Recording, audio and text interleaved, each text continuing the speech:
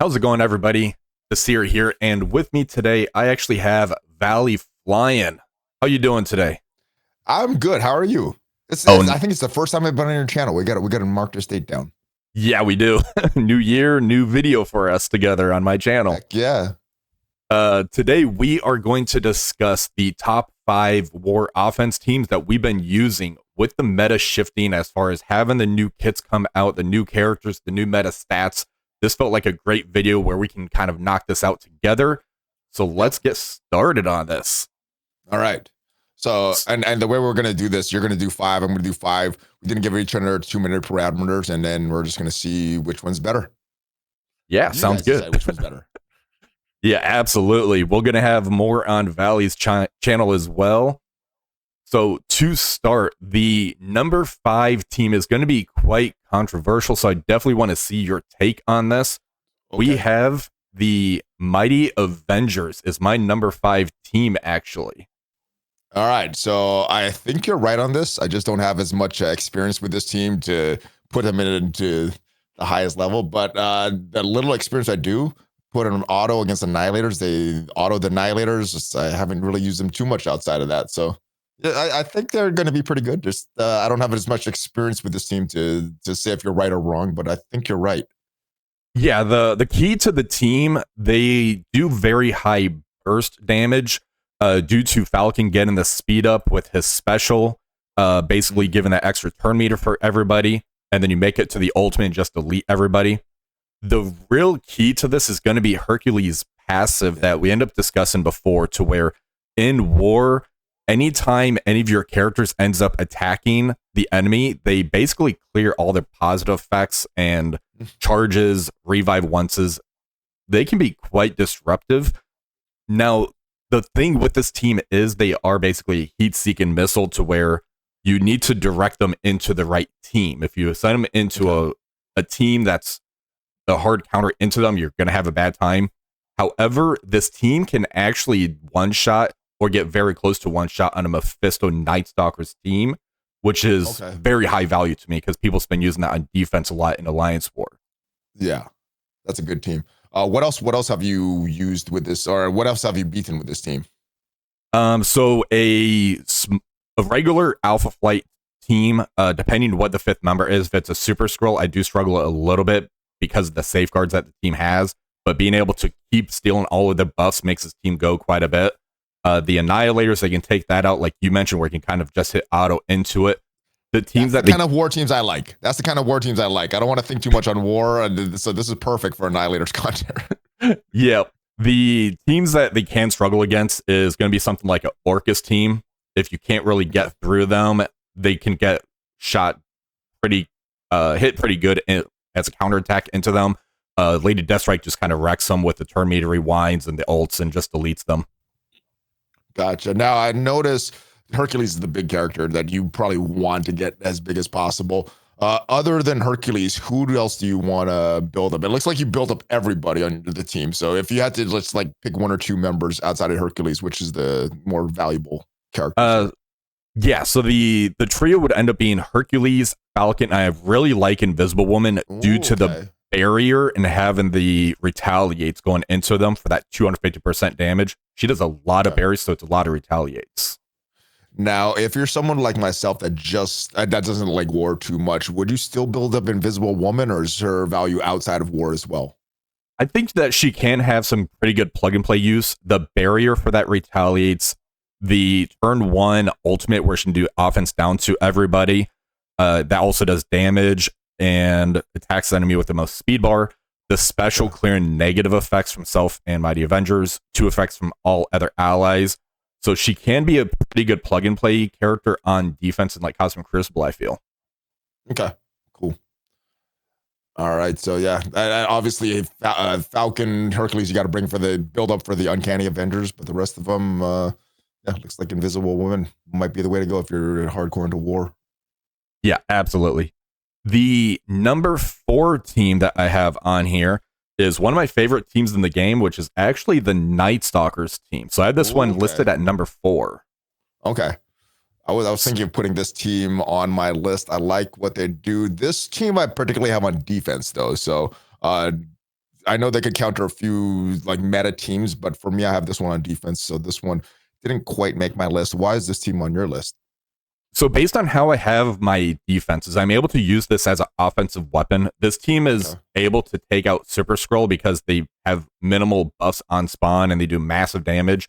So if I ever see like a Super Skrull with a Hive Mind team or certain teams that can try and do a quick burst attack into me, I can usually outspeed them with this team. They're able to take out the Annihilators as well. I have worked on trying to use this into like a alpha flight with Odin. I've done some pretty good damage. I can't get a one shot on it, but I can do some pretty good damage into a team comp where they have that.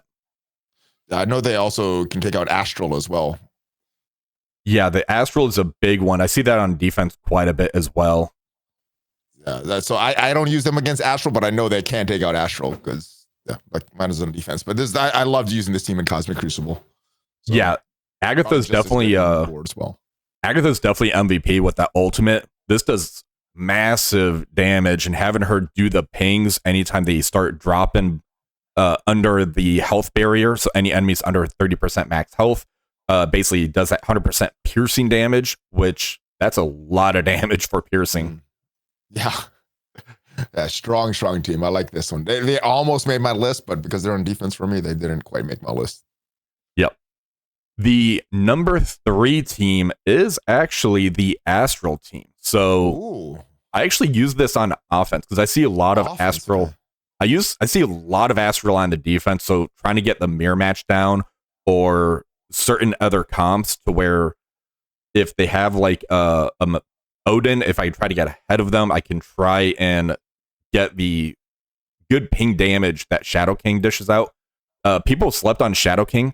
But this possessed mechanic where at the end of any turn where a non-summoned ally uses their ultimate, it does the 300% damage, it does drains, steals max health, builds the possessed speed bar. This mechanic is amazing, and people slept on this guy.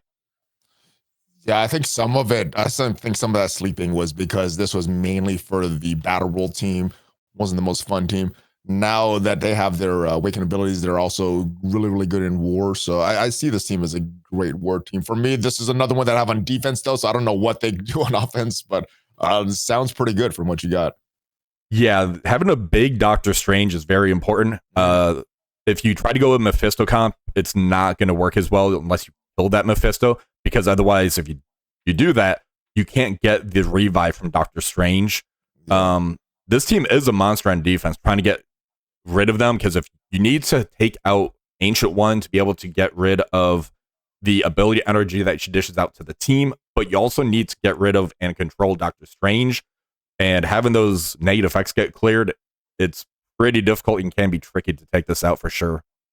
Now, when I'm facing this team in Cosmic Crucible, the first person I'm targeting is Shadow King. How important is he to survive, and how much of a difference does having all 7 stars on him make? The 7 red, so I use him on offense to try to get rid of like Illuminati with Odin team and Cosmic Crucible. The pings are massive in trying to get rid of that Odin and the other members of the Illuminati team. So he does scale very well the more red stars you get on him. I honestly don't regret getting him to 7 red through the event.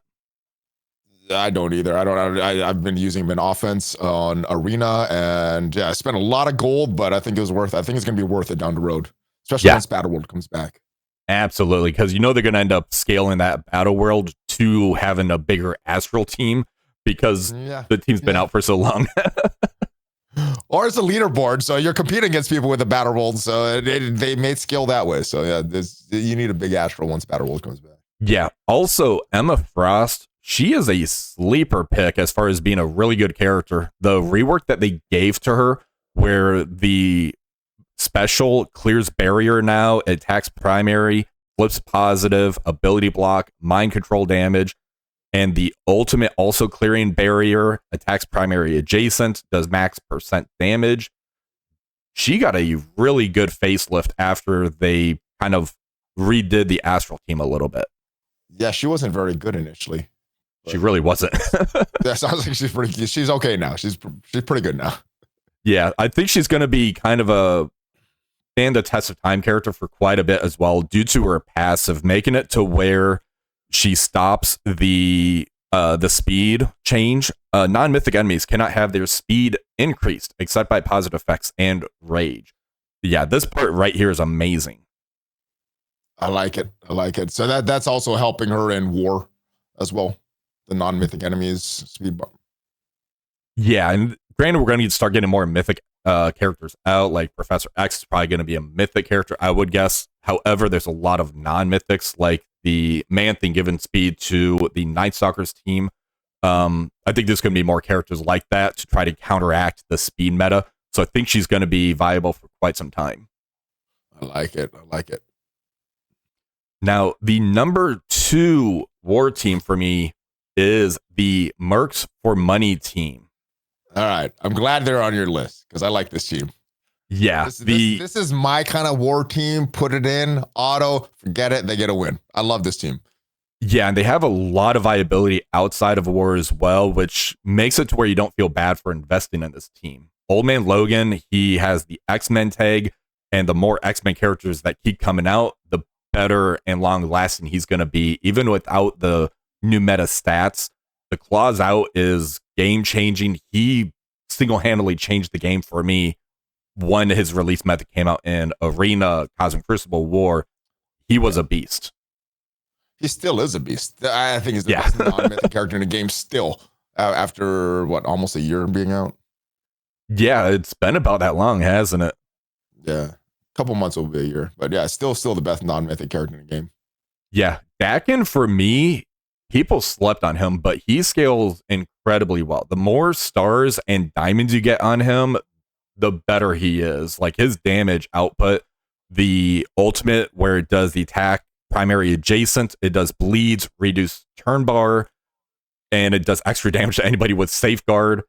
The special is really good to try to counteract anybody that's a pre-taunt in the game, where you can just set him as a skirmisher, special into that. It gets rid of any taunts that's usually on him and chains across. If there's any form of super scroll on the team, he's going to be getting extra turn meter there as well. When an enemy gains stealth, build the character speed bar by 60%. I love this character. Yeah, very, very good. I use Old Man Logan, Dakin, and usually Panapool pretty much every Crucible matchup. And like I said, this is a full auto team for me in war, and they beat pretty much everything I've faced. So now, do you actually use the death pool, or do you try to sub her out? In war, because I'm trying not to think too much, I'm using death pool. In Crucible, where I'm thinking a little bit more, usually she's not on this team. Yeah, for a while, I was using X-23 as an option here. There's just certain matches to where if it's like an Alpha Flight with Super Scroll, I prefer the Death Pool because she'll get killed off and it gives a lot of buffs to the Alpha Flight team. But that's one of the teams I really use this into is Alpha Flight with Super Scroll, just to get rid of them and not have to worry about it. I just throw it on auto. I see an Alpha Flight with Super Scroll, Alpha Flight with anybody. Usually I just merc for money, auto, done. They will get the work done. Yeah, I like it. Now, my number 1 war team, based on what we've been talking about, is the Undying team. This is my number 1 team for Alliance War. All right. That's what they're made for. This is what they're epic characters, 3 epic characters. They're made for Alliance War. Yeah, well, some of my favorite things about this team is how there's that open 5th slot. So currently, you can use a Ghost Rider Robbie if you have him for offense. You can use a Dorm as a 5th member to try to make sure that you get that extra revive for the Juggernaut Zombie. You can use Apocalypse, or my favorite is actually Ares. Throw Ares with this team, you can almost delete anything in the game. It's pretty powerful. Yeah, I like that Ares combo. I have Ares combo with these. I have something with Emma. I have something with Robbie.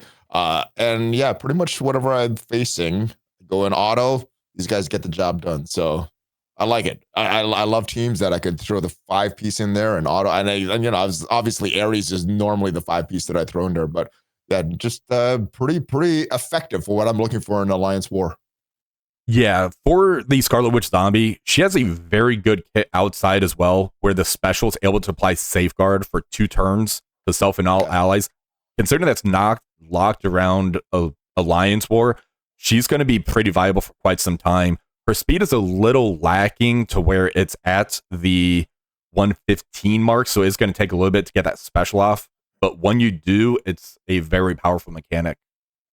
Strong. I like this team. I like what they do. Unfortunately, I don't really get a lot of use in Cosmic Crucible out of this team as well, but Alliance War, they do exactly what I want.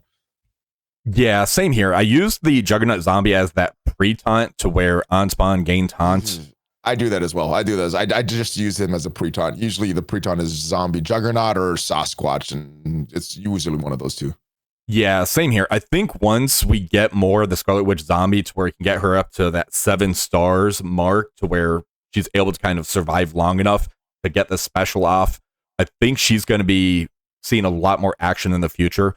The ultimate's really good too, where it's going to clear barrier, attack, flip positive effects into negative effects, does 350% piercing, prolong. So she has a very good kit. We just need to get those stars on her, which is unfortunate because that ain't happening, Dossier. That ain't happening. Yeah. Maybe Halloween 2 years from now, you can get some shards for her. Considering Juggernaut Zombie is still not farmable, I think you're right. Yeah, 2 years.